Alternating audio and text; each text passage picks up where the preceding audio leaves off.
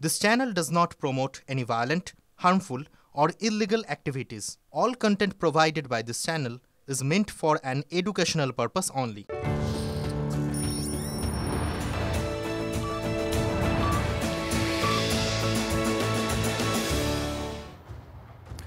নমস্কার, বিকেল ৫টা শুরু করছি আজকের পাঁচ কথা মানে এখনো পর্যন্ত যা যা ঘটে গেছে তার মধ্যে থেকে ঝাড়াই বাছাই করে সেরা খবর আর তার চুলচেরা বিশ্লেষণ আপনাদের সঙ্গে আমি মঞ্জিরা।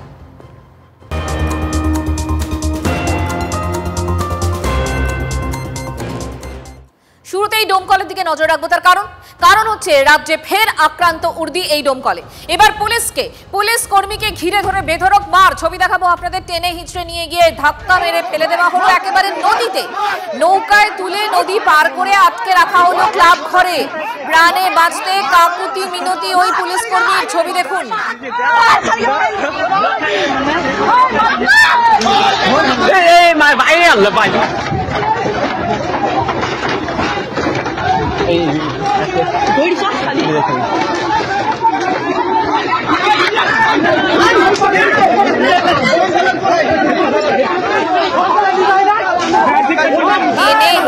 নিয়ে গিয়ে একেবারে নদীতে ফেলে দেওয়া, তারপর নৌকায় তুলে নদী পার করে ক্লাব ঘরে আটকে রাখা। কলের ছবি। কিন্তু এই ধরনের অবস্থা হলো কেন জানার চেষ্টা করব। কৌশিক আমাদের সঙ্গে রয়েছেন, আমাদের প্রতিনিধি কৌশিক। দেখো, যে ঘটনাটি ঘটেছে, কয়েকজন জুয়ারিকে তাড়া করছিল ডোমকল থানার পুলিশ। সেই সময় তাদের মধ্যে এক জুয়ারি জলে পড়ে যায়। তারপর থেকে নিখোঁজ ছিল সেই জুয়ারি। আজ দুপুরের এই ঘটনা, এবং তারপরে যখন এই পুলিশ কর্মী ওই এলাকায় যায় সেই সময় এই পুলিশকে ঘিরে তাড়া করে এবং পুলিশকে টানা হেঁচড়া করার পর মারধর করে, এমনকি জলে পর্যন্ত ঠেলে ফেলে দেয়। এরপর একটি ক্লাব ঘরে নিয়ে এসে ঘরের মধ্যে ঢুকিয়ে রাখে এবং বাইরে থেকে তালা বন্ধ করে রাখে। এমনই পরিস্থিতি। শুধুমাত্র যে একজন পুলিশ কর্মী আহত হয়েছে সেরকমটা নয়, এর সঙ্গে এক সিভিক ভলেন্টিয়ারকেও পর্যন্ত মারধর পর্যন্ত করা হয়েছে। এমনই ঘটনা সামনে এসেছে। তবে যে মানুষ যেভাবে উত্তেজিত ভাবে পুলিশের উপর যে হামলা চালিয়েছে, তাতে কিন্তু আইন শৃঙ্খলা নিয়ে যেমন প্রশ্ন হচ্ছে, সেখানে যে জুয়ারিকে তাড়াতে গিয়ে কি এমন ঘটলো যে তাকে তাড়ানোর সময় সে জলে পড়লো এবং তার পরবর্তীতে খোঁজ চালানো না পুলিশ, সেই নিয়েও কিন্তু প্রশ্ন তুলেছে এলাকাবাসী। তবে পুলিশকে যেভাবে আক্রান্ত হতে হলো, এর আগে দিন দুয়েক আগে লালগোলাতেও পুলিশের গাড়ি ভাঙচুর, তার আগে ফারাক্কায় একের পর এক কিন্তু পুলিশের গাড়ি ভাঙচুর এবং পুলিশকে মারধরের ঘটনা সামনে আসছে এবং জেলায় এই নিয়ে কিন্তু আইন শৃঙ্খলা নিয়ে একটা প্রশ্ন উঠতে শুরু করেছে। একদম কৌশিক, আপাতত তোমাকে ধন্যবাদ। এবং কৌশিক যে কথাগুলো বলছিল যে একের পর এক উর্দি আক্রান্তের ছবি আমরা দেখতে পাচ্ছি। কৌশিক মুর্শিদাবাদের কথা বলছিল, শুধুমাত্র মুর্শিদাবাদ নয়, একের পর এক জেলাতেও দেখুন। আপনাদের মনে করাই, সিউড়ি, কোচবিহার, বারাসাত সমস্ত জায়গায় কিন্তু আক্রান্ত উর্দি। একের পর এক ঘটনা। পুলিশের ওপর কি তাহলে সাধারণ মানুষ কোনোভাবে আস্থা রাখতে পারছেন না? রাজ্যের আইন শৃঙ্খলা নিয়ে এর মধ্যেই বিরোধীরা কিন্তু সরব হতে শুরু করেছেন, তারা প্রশ্ন তুলতে শুরু করেছেন। কিন্তু কেন এইভাবে আক্রান্ত হবে তাহলে উর্দি? সাধারণ মানুষের কোনো আস্থা কি নেই পুলিশের ওপরে?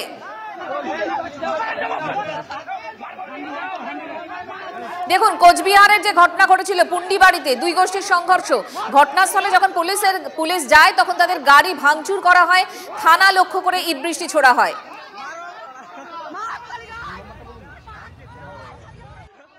মুখ্যমন্ত্রী কিছু কন্ট্রোলার নেই, টোটো চালকরা এই সাহস পাচ্ছে। তার সবাই জানে পুলিশকে আমাদের পয়সা দিতে হয়, যাকে মানুষ পয়সা দেয় তাকে তো চাকরের মতো ব্যবহার করবে। পুলিশের অবস্থা এখন সেই জায়গায় পৌঁছে গেছে।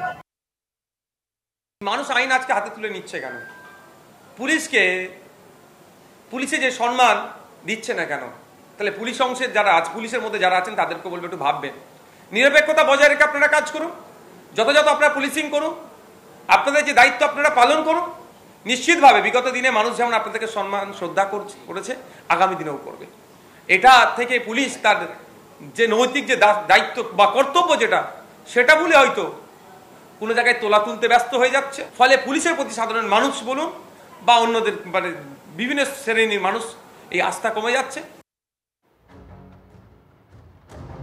সুকান্ত মজুমদার হন বা নওশাদ সিদ্দিকী, বিরোধীরা সরব, সাধারণ মানুষের পুলিশের উপর কোনো আস্থা নেই। কিন্তু কেন, এই প্রশ্নটাই তারা তুলেছেন। দেখুন, কোচবিহারের কথা আপনাদেরকে বলছিলাম, আরো একবার মনে করাই যে শুধুমাত্র আজকে ডোমকলের ছবি দেখালাম, ডোমকলে এই ঘটনা ঘটেছে তেমনটা তো নয়।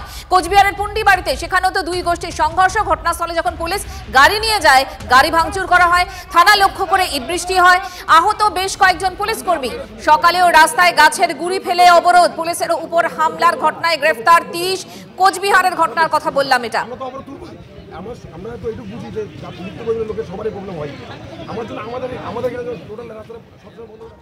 এবার সিউড়ির কথায় আসি, সেখানেও পুলিশ আক্রান্ত। সিউড়িতে পুলিশ কর্মীকে ঘুষি, জামা ছিঁড়ে দেওয়ার অভিযোগ টোটো চালকের বিরুদ্ধে। আটক অভিযুক্ত। জানা গেছে যে আক্রান্ত ওই পুলিশ কর্মী ডিউটিতে যাচ্ছিলেন। জেলখানা মোড়ের কাছে রাস্তার পাশে থাকা এক টোটো চালককে সরতে বললে ওই টোটো চালক পুলিশ কর্মীকে মারধর করে বলে অভিযোগ।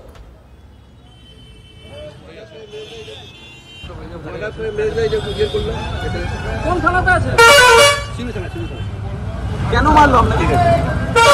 ওই ওকে ছড়তে বলেছি বলে ওখান থেকে কে মারেছে জানেন? ওই টোটোওয়ালা। হ্যাঁ হ্যাঁ, ঠিক আছে।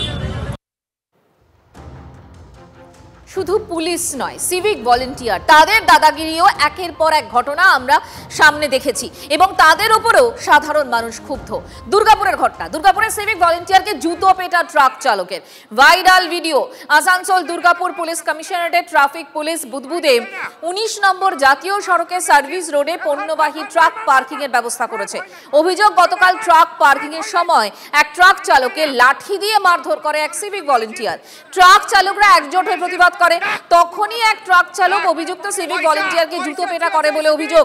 সেই ছবি, এই ছবি ইতিমধ্যেই ভাইরাল। টোটো চালক এখনো পর্যন্ত যা রিপোর্ট পাওয়া গেছে মদ্যপ অবস্থায় কাণ্ড ঘটিয়েছেন। এবার দেখুন, একজন মদ্যপ ব্যক্তি যদি কোনো অপ্রকৃতস্থ অবস্থায় কোনো কাণ্ড ঘটিয়ে থাকেন, পুলিশ তা ইতিমধ্যে ব্যবস্থা নিচ্ছে, গ্রেপ্তার হয়েছে। এবার কোনো ব্যক্তি যদি মদ্যপ থেকে থাকেন বা পেছন থেকে কেউ তাকে ইনস্টিগেট করে থাকে, তো যারা সবেতেই মমতা ব্যানার্জির জবাব খোঁজে তারা এই ধরনের কথাবার্তা বলতে পারে। পুজোর মধ্যেই চাকরির দাবিতে বিক্ষোভে উত্তাল বারাসাত। যশোর রোডের পথে 2022-এর টেট উত্তীর্ণরা শিক্ষামন্ত্রী যাওয়ার খবর পেয়ে রাস্তায় চাকরি প্রার্থীরা। পুলিশ বাধা দিতেই রণক্ষেত্র হয়ে ওঠে এলাকা। সেই সময়কার ছবি দেখাচ্ছি আপনাদের। তুমুল ধস্তাধস্তি, সাংসদ সৌগত রায় এবং বিধায়ক নির্মল ঘোষের গাড়ি ঘিরে বিক্ষোভ।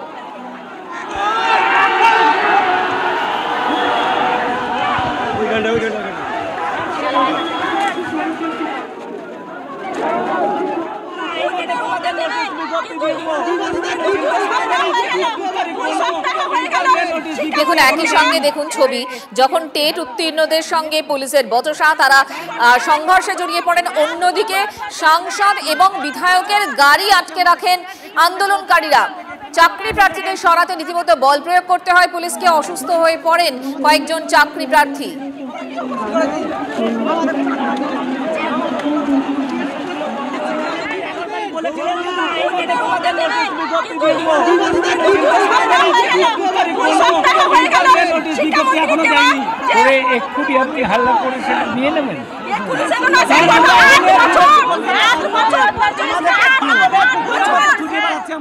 অর্থাৎ পুজোর আবহে আবারও উত্তাল রাজ্য এবং এই মুহূর্তে দাঁড়িয়ে বারাসাতের ছবি আজকে দেখাচ্ছি। সেখানে উত্তাল হয়ে ওঠে পরিস্থিতি। যশোর রোডে পথে 2022-এর টেট উত্তীর্ণরা।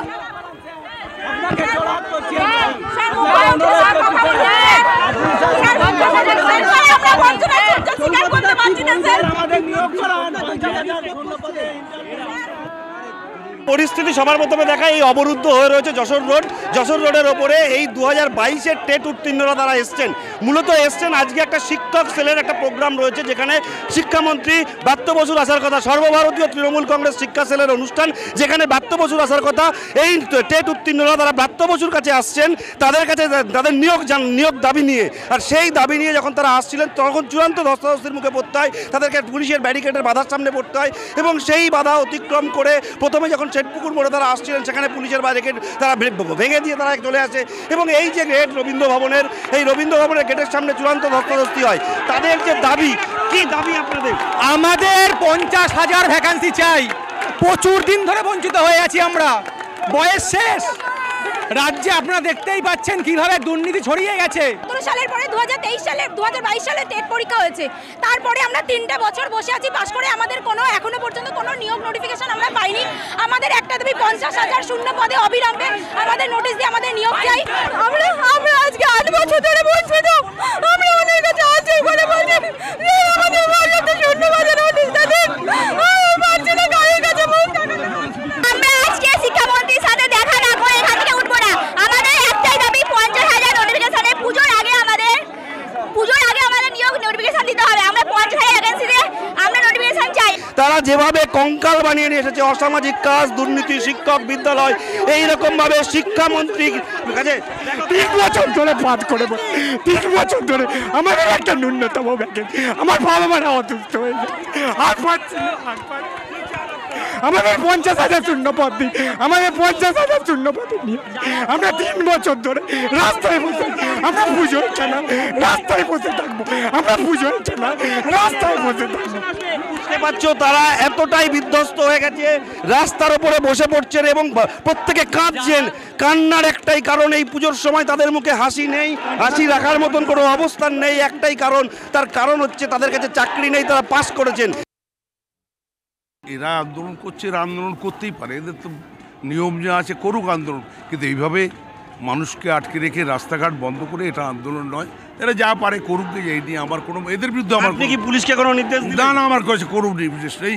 আমি পুলিশকে এটাও বলে যে খবরদার এদেরকে বুঝিয়ে বলুন, আমার হাত জোর করে বলবো, কিন্তু এদের সঙ্গে কোনো রকম আমরা যাচ্ছি না। যদি আপনাকে দীর্ঘক্ষণ আটকে রাখুক, আমি 5 দিন আটকে থাকবে, 5 দিন বস, আমি একবার খেপে গেলে বসেই থাকবো, যে তোরা যতক্ষণ বসবি। পুলিশ লাঠি চার্জ করেছে, আমরা 7 বছর ধরে 7 বছর রাস্তায় পড়ে আছি, আমাদের 50,000 ভ্যাকেন্সি চাই। পুলিশ আমার আঙুলে মেরে ফুলে দিয়েছে, আমরা এই অন্যায়ের অবিচার চাই। আমরা 5 কথা এই মুহূর্তের খবর জানাবো আপনাদের। পুজোর আবহে 2023-এর টেটের ফল প্রকাশ। এই মুহূর্তের খবর, পুজোর আবহে 2023-এর টেটের ফল প্রকাশ। সন্ধে 6টা থেকে ওয়েবসাইটে দেখা যাবে রেজাল্ট। এই মুহূর্তে সবার আগে এই খবর দিচ্ছি আমরাই TV9 বাংলা। এই মুহূর্তে আরো আপডেট আপনাদেরকে জানাবো। সুমন মহাপাত্র আমাদের সঙ্গে রয়েছেন, আমাদের প্রতিনিধি, জানাবেন সুমন। মঞ্জুরা, দেখো এই রেজাল্ট দীর্ঘদিন ধরে আটকে ছিল, আজকে এই রেজাল্ট প্রকাশ হয়েছে। কিছুক্ষণ আগে অ্যান্সার কিউ আপলোড করা হয়েছে, যেটা দেখা যাচ্ছে 2,73,000 ক্যান্ডিডেট যেখানে পরীক্ষা দিয়েছিলেন সেখানে পাশ করেছেন মাত্র 6,754। শতাংশের বিচারে করলে মানে 3% মতো হবে বোধহয় হিসেব করলে, মাত্র 6,754 জন পাশ করেছেন। 2022 সালে যে টেট হয়েছিল সেখানে যে যোগ্য ক্যান্ডিডেট আছেন সেই সংখ্যাটা 53,000 মতন, আর এদিকে হলো 6,000। তাহলে এই 59,000 ক্যান্ডিডেটের মধ্যে লড়াই হবে 13,000 শূন্যপদের চাকরি পাওয়া নিয়ে। সবচেয়ে বড় খবর যেটা 2023-এর টেট, যেটা দীর্ঘদিন ধরে ঝুলেছিল, তার ফল প্রকাশ হয়ে গেল।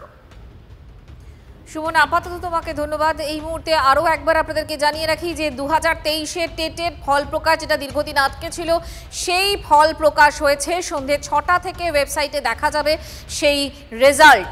2,73,147 জন পরীক্ষার্থী ছিলেন, উত্তীর্ণ 6,754 জন। সন্ধে 6টা থেকে ওয়েবসাইটে দেখা যাবে রেজাল্ট।